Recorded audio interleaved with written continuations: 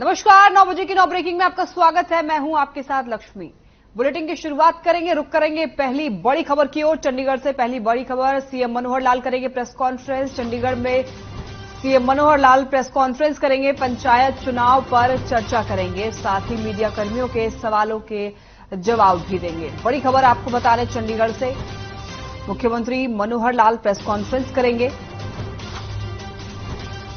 पंचायत चुनाव पर चर्चा संभव है और साथ ही मीडिया कर्मियों के सवालों के जवाब देंगे मुख्यमंत्री मनोहर लाल। आज चंडीगढ़ में मुख्यमंत्री मनोहर लाल प्रेस कॉन्फ्रेंस करने वाले हैं। इस प्रेस कॉन्फ्रेंस में पंचायत चुनाव पर चर्चा की जाएगी और साथ ही मीडिया कर्मियों के सवालों के जवाब भी देंगे मुख्यमंत्री मनोहर लाल।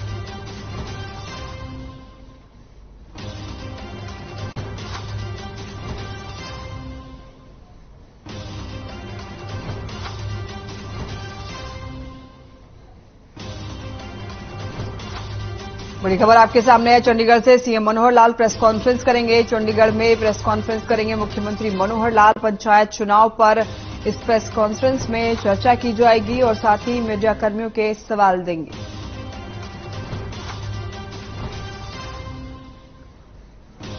इसी खबर पर हमारे साथ संवाददाता स्वर्णजीत सिंह बावा जुड़ गए हैं। स्वर्णजीत, बताएं इस खबर पर क्या है पूरी जानकारी। सीएम मनोहर लाल आज प्रेस कॉन्फ्रेंस करने वाले हैं। जी बिल्कुल, आज सीएम मनोहर लाल जो है प्रेस कॉन्फ्रेंस करने वाले हैं और मुख्य आज प्रेस कॉन्फ्रेंस का कारण जो है वो है पंचायती चुनाव, और जो सितंबर माह में पंचायती चुनाव होने हैं और उसे लेकर के भारतीय जनता पार्टी और खास तौर पर मुख्यमंत्री बहुत ज्यादा ये कहेंगे कि फोकस बनाए हुए, और यही कारण है कि आज उन्होंने मीडिया को भी बुलाया है ताकि उनके भी सवालों के जवाब दिए जा सके। स्वर्णजीत, कल जो मीटिंग की गई थी जिसमें अध्यक्षता भी किया था मुख्यमंत्री मनोहर लाल ने, तो क्या उस मीटिंग के बारे में भी यहां पर बताया जाएगा आज के प्रेस कॉन्फ्रेंस में?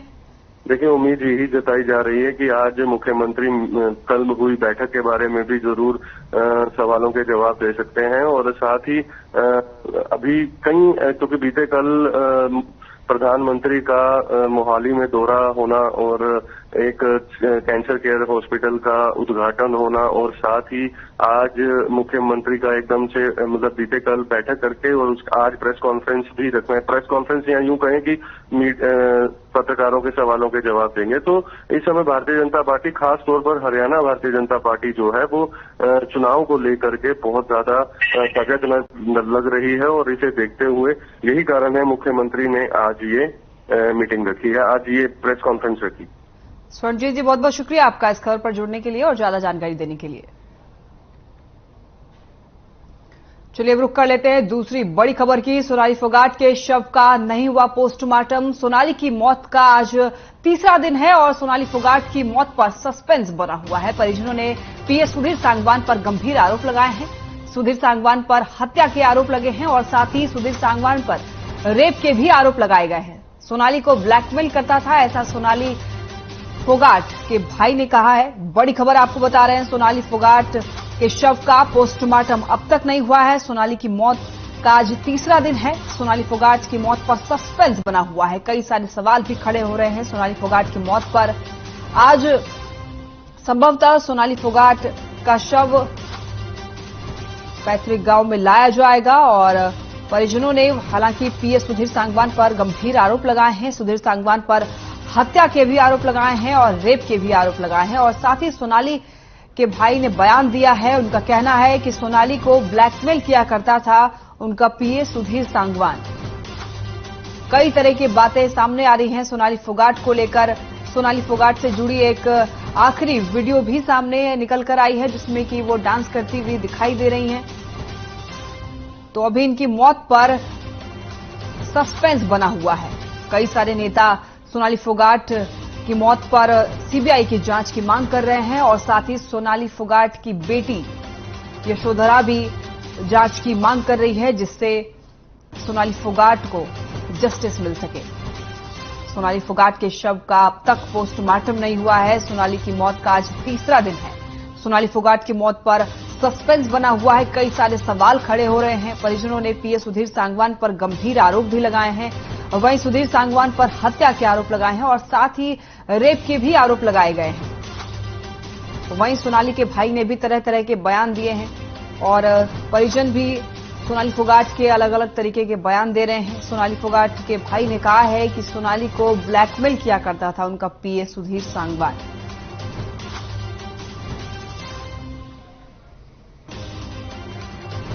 इसी खबर पर ज्यादा जानकारी के लिए अनूप कुंडू जुड़ गए हिसार से। अनूप जी बताएं इस खबर पर क्या है पूरी जानकारी। आज तीसरा दिन है सोनाली फोगाट का और आज तक पोस्टमार्टम नहीं किया गया है सोनाली फोगाट के शव का और संभवतः ये भी खबर है कि आज पैतृक गांव लाया जाएगा सोनाली फोगाट के शव को। देखिए, अब तक इस प्रकार की कोई जानकारी नहीं मिल पाई है कि आज उनका जो शव है वो हिसार पहुंच सकता है, क्योंकि पोस्टमार्टम नहीं हुआ है। पोस्टमार्टम से पहले बहुत सारे पेच इसमें आ गए हैं। सबसे बड़ा ये है कि परिवार के लोग हैं वो मांग कर रहे हैं कि सबसे पहले मुकदमा दर्ज किया जाए, उसके बाद वो पोस्टमार्टम करवाएंगे।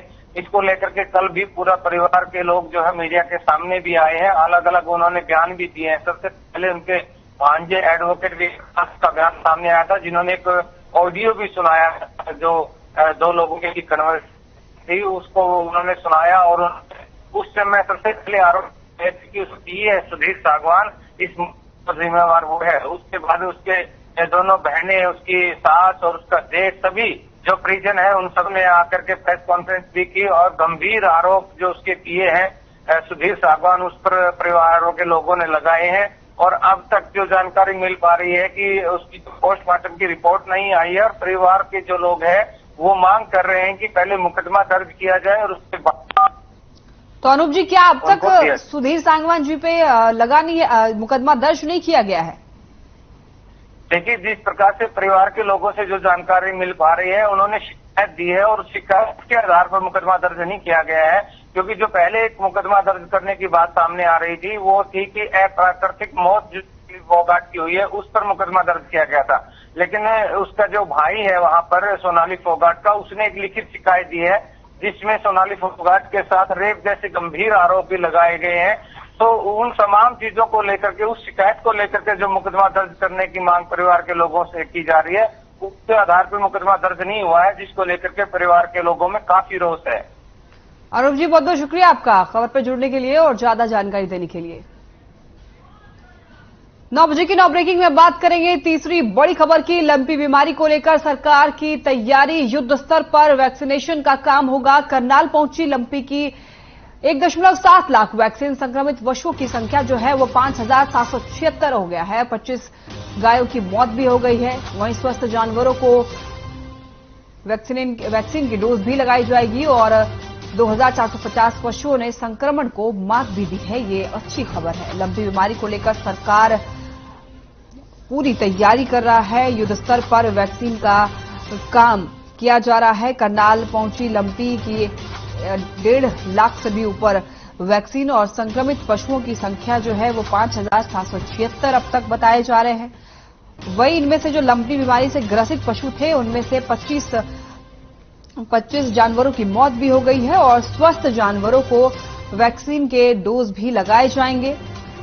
2,450 पशुओं ने अब तक लंपी बीमारी से संक्रमण को मात भी दिया है। तो बड़ी खबर आपके सामने है। लंपी बीमारी को लेकर सरकार की तैयारी, युद्ध स्तर पर वैक्सीनेशन का काम किया जाएगा।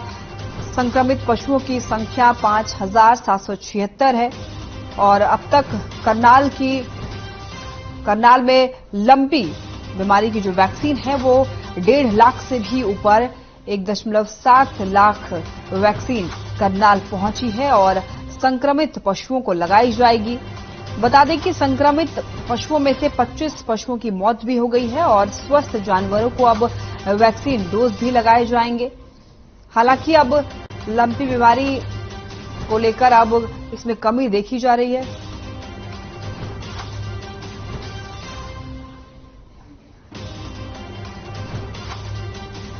दो 2,450 पशुओं ने संक्रमण को मात भी दी है। बड़ी खबर आपको बता रहे हैं। लंपी बीमारी को लेकर सरकार की तैयारी, युद्ध स्तर पर वैक्सीनेशन का काम होगा और करनाल पहुंच चुकी है अब तक 1.5 लाख से भी ज्यादा वैक्सीन। संक्रमित पशुओं की संख्या जो है वो 5,776 है। संक्रमित संक्रमित पशुओं में से 25 पशुओं की मौत भी हो गई है और स्वस्थ जानवरों को वैक्सीन के डोज लगाए जाएंगे ताकि संक्रमण कम से कम फैले। हालांकि अभी पशुओं के आवागमन को लेकर प्रतिबंध लगाया गया है ताकि एक पशु दूसरे जगह ना जाएं, जिससे कि संक्रमण कम फैले। हालांकि अब तक 2450 पशुओं ने संक्रमण को मात भी दी है।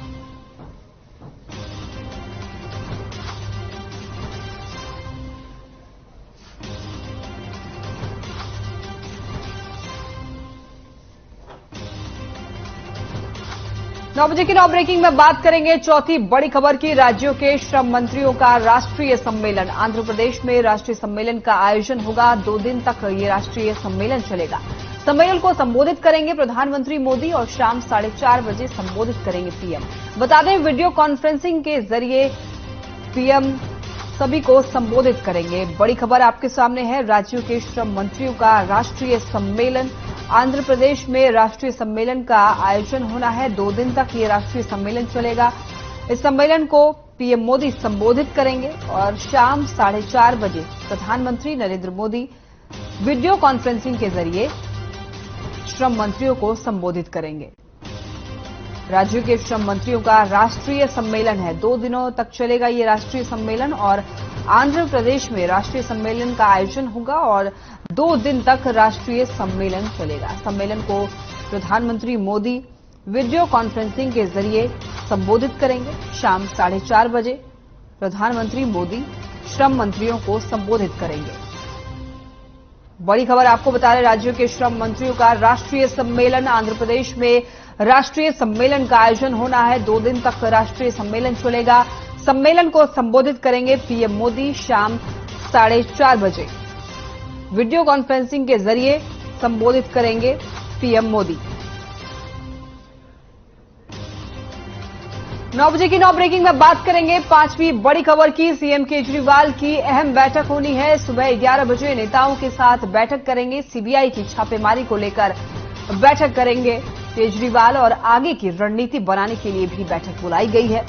बड़ी खबर आपके सामने है। सीएम केजरीवाल की अहम बैठक है। सुबह 11 बजे नेताओं के साथ बैठक करेंगे। सीबीआई की छापेमारी को लेकर भी केजरीवाल बैठक करने वाले हैं और आगे की रणनीति के बारे में भी इस बैठक में चर्चा की जाएगी। दिल्ली के मुख्यमंत्री केजरीवाल की अहम बैठक। सुबह 11 बजे नेताओं के साथ केजरीवाल बैठक करेंगे और साथ ही सीबीआई की छापेमारी को लेकर बैठक की जाएगी और साथ ही आगे की रणनीति को लेकर भी इस बैठक में चर्चा की जाएगी। 9 बजे की 9 ब्रेकिंग में बात कर लेते हैं छठी ब्रेकिंग की। 26 अगस्त को दिल्ली विधानसभा का विशेष सत्र। 26 अगस्त को सुबह 11 बजे से विधानसभा का सत्र। सियासी घमासान के बीच विधानसभा का विशेष सत्र और आप नेताओं ने बीजेपी पर गंभीर आरोप लगाए हैं। 4 एमएलए को पार्टी छोड़ने के लिए की पैसे की पेशकश। सरकार गिराने का बीजेपी का प्रयास एक गंभीर मुद्दा है, केजरीवाल का यह कहना है। 26 अगस्त को दिल्ली विधानसभा का विशेष सत्र। 26 अगस्त को सुबह 11 बजे से विधानसभा का सत्र शुरू होगा और सियासी घमासान के बीच विधानसभा का विशेष सत्र बुलाया जा रहा है। आपको बताएं, आप नेताओं ने बीजेपी पर गंभीर आरोप लगाए हैं।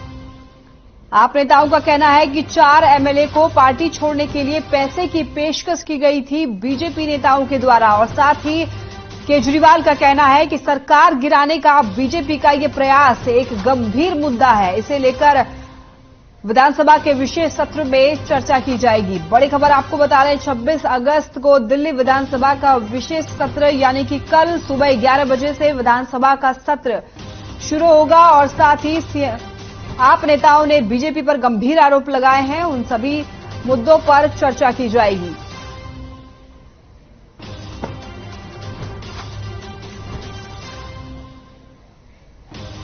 नौ बजे की 9 ब्रेकिंग में बात करेंगे 7वीं बड़ी खबर की। बिल्किस बानो के केस पर सुनवाई। सुप्रीम कोर्ट में बिल्किस बानो के केस पर सुनवाई होगी। दोषियों की रिहाई के खिलाफ सुप्रीम कोर्ट में सुनवाई की जाएगी। 11 दोषियों की रिहाई पर सुप्रीम कोर्ट सुनवाई करेगा।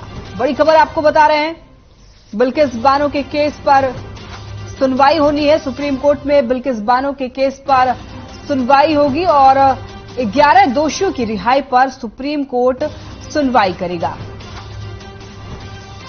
आपको बता दें, बिल्किस बानो केस के दोषियों की रिहाई के खिलाफ दायर याचिका पर सुप्रीम कोर्ट सुनवाई करेगा। Chief Justice NV Ramana, Justice Ajay Rastogi और विक्रम नाथ की बेंच ये सुनवाई करेगी। सामाजिक कार्यकर्ता सुभाषिनी अली, रूपरेखा वर्मा और पत्रकार रेवती लाल मामले के 11 दोषियों को रिहा करने के गुजरात सरकार के आदेश को रद्द करने की मांग की है। बता दें कि ये 11 दोषी बिल्किस बानो के सामूहिक बलात्कार और उनके परिवार के 7 सदस्यों की हत्या करने के मामले में 15 साल से जेल में थे, लेकिन गुजरात सरकार ने दोषियों को राज्य में लागू रिहाई की नीति के तहत 15 अगस्त को छोड़ दिया था, जिसे लेकर के बिल्किस बानो ने दोषियों की रिहाई के खिलाफ याचिका दायर की थी और जिस पर सुप्रीम कोर्ट आज सुनवाई करेगा।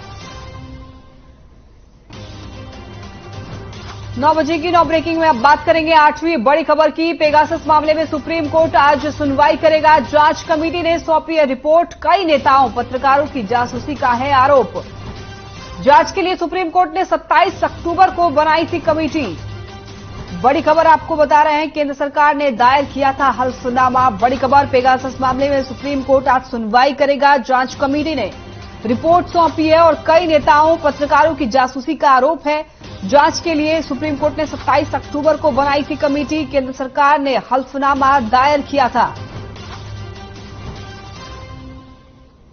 आपको बता दें, सुप्रीम कोर्ट पेगासस मामले में गुरुवार को यानी कि आज सुनवाई करेगा और जांच कमेटी ने अपनी रिपोर्ट कोर्ट को सौंप दी है। इस सॉफ्टवेयर को लेकर दावे किए जा रहे थे कि पीएम नरेंद्र मोदी के जुलाई 2017 में इजरायल दौरे के दौरान भारत इजरायल के बीच करीब 15,000 करोड़ रुपए की डिफेंस डील हुई थी और इस डील में पेगासस जासूसी सॉफ्टवेयर भी शामिल था। आपको बताएं, पेगासस एक सॉफ्टवेयर है। सॉफ्टवेयर यानी जासूसी या निगरानी के लिए इस्तेमाल होने वाला यह सॉफ्टवेयर है और इसके जरिए किसी भी फोन को हैक किया जा सकता है।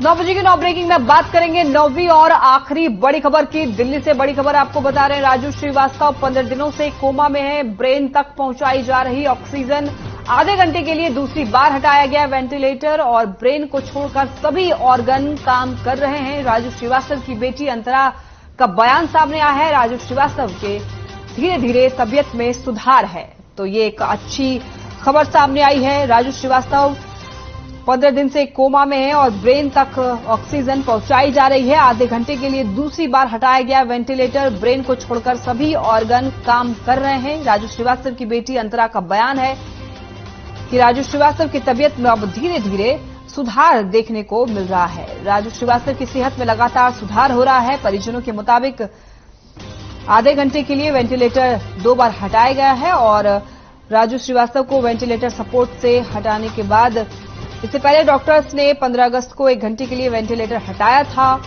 तब उन्हें फिर से बुखार आ गया था। इसके बाद फिर से उन्हें वेंटिलेटर पर रख दिया था, लेकिन फिर से कल यानी कि बुधवार के दिन एक बार फिर से आधे घंटे के लिए उन्हें वेंटिलेटर से हटाया गया था और ये एक अच्छी राहत भरी खबर है। राजू श्रीवास्तव की बेटी ने बताया है कि उनके पापा यानी राजू श्रीवास्तव की हालत अब स्थिर है।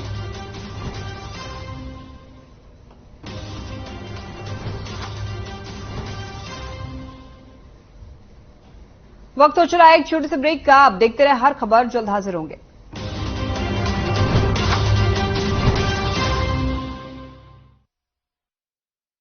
मेरे जैसा कोई दूसरा